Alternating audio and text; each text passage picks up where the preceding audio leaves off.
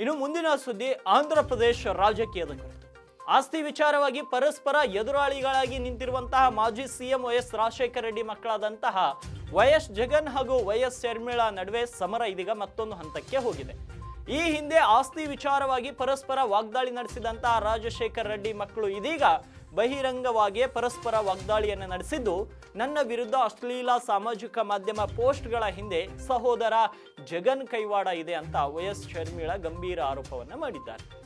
ಆಂಧ್ರ ಪ್ರದೇಶ್ ಕಾಂಗ್ರೆಸ್ ಸಮಿತಿ ಅಧ್ಯಕ್ಷೆ ವೈಎಸ್ ಶರ್ಮಿಳಾ ಮಂಗಳವಾರ ವೈಎಸ್ಆರ್ಸಿಪಿ ಮುಖ್ಯಸ್ಥ ವೈಎಸ್ ಜಗನ್ ರೆಡ್ಡಿ ತಮ್ಮ ವಿರುದ್ಧ ಸಾಮಾಜಿಕ ಜಾಲತಾಣಗಳಲ್ಲಿ ಅಸಭ್ಯ ಪೋಸ್ಟ್ಗಳನ್ನು ಪ್ರೋತ್ಸಾಹಿಸಿದ್ದಾರೆ.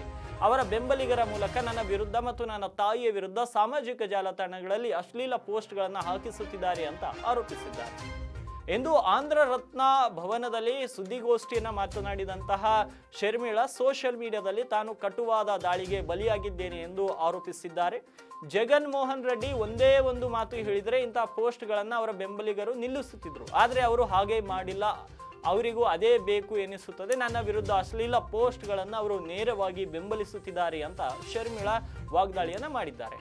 ನನ್ನ ಬಗ್ಗೆ ಸುನೀತಾ ರೆಡ್ಡಿ ದಿಗವಂತ ವೈಎಸ್ ವಿವೇಕಾನಂದ ರೆಡ್ಡಿ ಅವರ ಪುತ್ರಿ ಮತ್ತು ತಾಯಿ ವೈಎಸ್ ವಿಜಯಮ್ಮ ಬಗ್ಗೆ ಅವರು ಸಾಮಾಜಿಕ ಮಾಧ್ಯಮ ಕಾರ್ಯಕರ್ತರು ಅವರಿಗೆ ಇಷ್ಟ ಬಂದಂತೆ ಮಾತನಾಡಿದ್ದಾರೆ. ವೈಎಸ್ಆರ್ ಕಾಂಗ್ರೆಸ್ ಸಾಮಾಜಿಕ ಮಾಧ್ಯಮ ಕಾರ್ಯಕರ್ತರು ಪೈಶಾಚಿಕ ಸೇನೆಯಾಗಿ ಹೊರಹೊಮ್ಮಿದ್ದಾರೆ. ಅವರ ಈ ಕಾರ್ಯಕ್ಕೆ ಬ್ರೇಕ್ ಹಾಕಲೇಬೇಕು.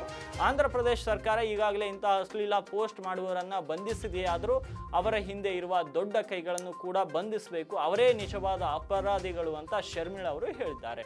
ಇವಾಗ ರಕ್ಷಾಬಂಧನ ಬಂದಾಗ ಸಹೋದರ ಸಹೋದರಿಯರ ಭಾವನೆ ಕೇವಲ ರಕ್ಷಾಬಂಧನಕ್ಕೆ ಕೊನೆಯಾಗಲ್ಲ. ಆದರೆ ಇಲ್ಲೊಂದು ಘಟನೆಯಲ್ಲಿ ಆಸ್ತಿಗಾಗಿ ಮತ್ತು ರಾಜಕಾರಣಕ್ಕಾಗಿ ಒಡ ಹುಟ್ಟಿದ ಸಹೋದರ ಸಹೋದರಿಯರಿಬ್ಬರು ಇವತ್ತು ಬೀದಿಗೆ ಬಂದು ಕಚ್ಚಾಟ ನಡೆಸುವಂತಹ ಪರಿಸ್ಥಿತಿ ಎದ್ದು ಕಾಣಿಸ್ತಾ ಇದೆ.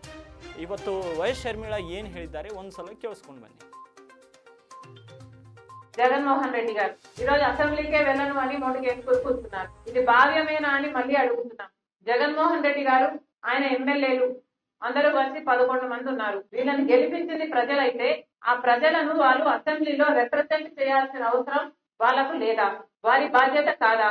జగన్మోహన్ రెడ్డి గారు అసెంబ్లీకి వెళ్ళను, నాకు ప్రతిపక్ష హోదా ఇవ్వకపోతే నాకు మైక్ ఇవ్వరు, నన్ను మాట్లాడనివ్వరు అని చెప్తున్నారు. అయ్యా నీకు ఎందుకు ఇవ్వటం లేదు ప్రతిపక్ష హోదా? మీ స్వయం కృతాపరాధమే కదా. మీకు 11 మందే గెలిపించారు ప్రజలు అంటే, ఒకప్పుడు 151 మందిని గెలిపించిన ప్రజలు మిమ్మల్ని 11 మందినే గెలిపించారు అంటే మీ స్వయం కృతాపరాధం కాదా?